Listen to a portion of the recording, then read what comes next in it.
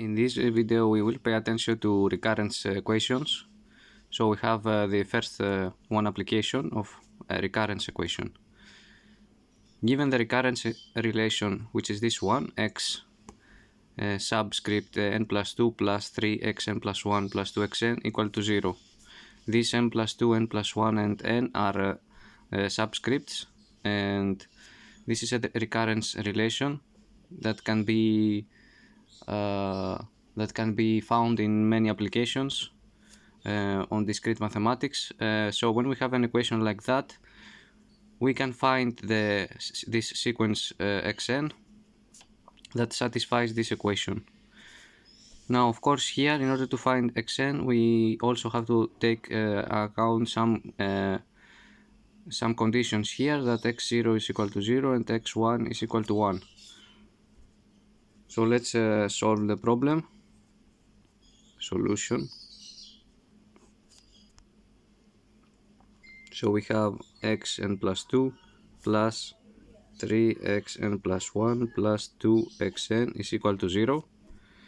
Now we use the ansatz xn is equal to omega to the power of n. We use this ansatz and I will explain why. We have omega n plus 2 plus 3 omega n plus 1 plus 2 times omega to the power of n is equal to 0. Let's write this in the following way.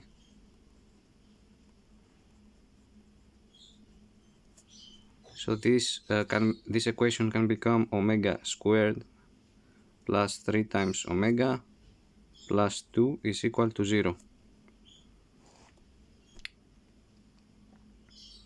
Of course, this is a quadratic equation. We compute the discriminant.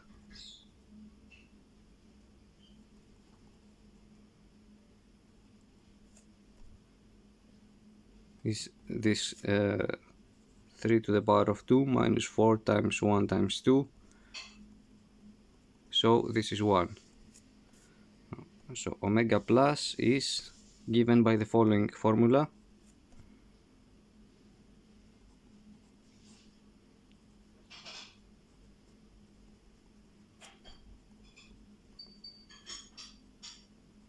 Omega plus is equal to minus 1, and we also compute omega minus.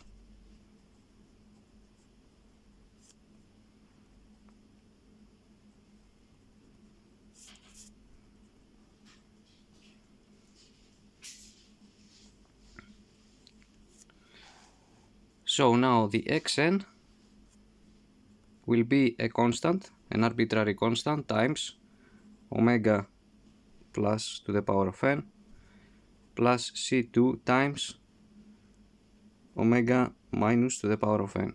So the xn is this c1 times minus 1 to the power of n plus c2 times minus 2 to the power of n.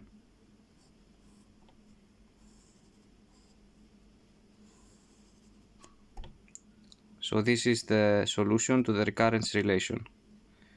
But now we have to go an extra mile further. In order to compute these coefficients, we have these conditions here. So by imposing these conditions, we will accurately define the value of the coefficient C1 and the coefficient C2. These are real numbers. Now let's go to write a bit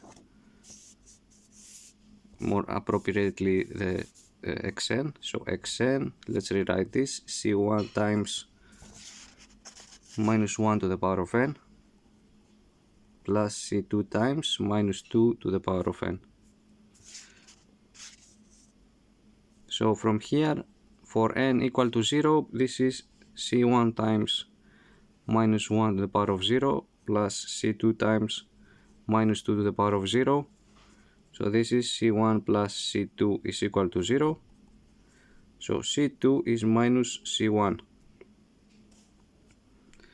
As a consequence, xn will become c1 times minus 1 to the power of n.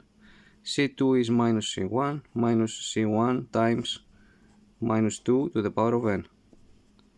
So we can take C1 as to be a common factor, C1 common factor, and inside we have minus 1 to the power of n minus 2 to the power of n. Now let's exploit the other condition that x1 is equal to 1. So from here x1 is c1 times minus 1 to the power of 1 minus 2 to the power of 1. So this is c1 times minus 1 minus 2 plus 2. So this is c1 equal to 1.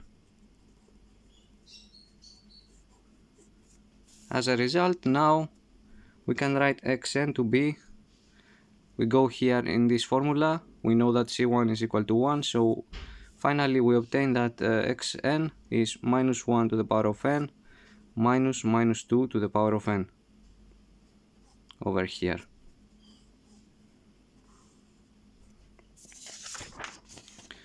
So let's go back, we have the recurrence relation, we substitute, we use this ansatz, we solve the quadratic equation, we obtain the two roots of the quadratic equation.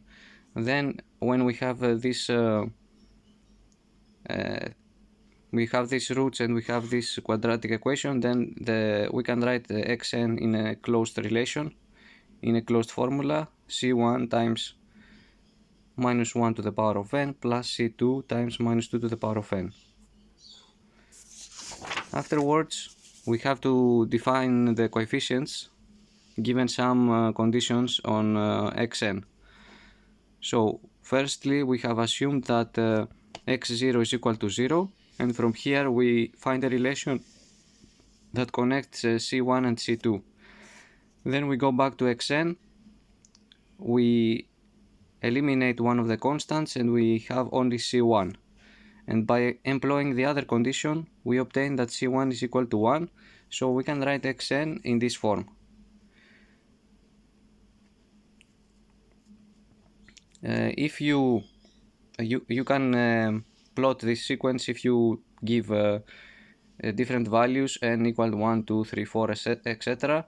You can find what is the value of xn and you can plot this sequence that satisfies the recurrence relation. I hope that this video was useful for you. I will come up with another video with another example of a recurrence relation. Thank you and have a nice holidays.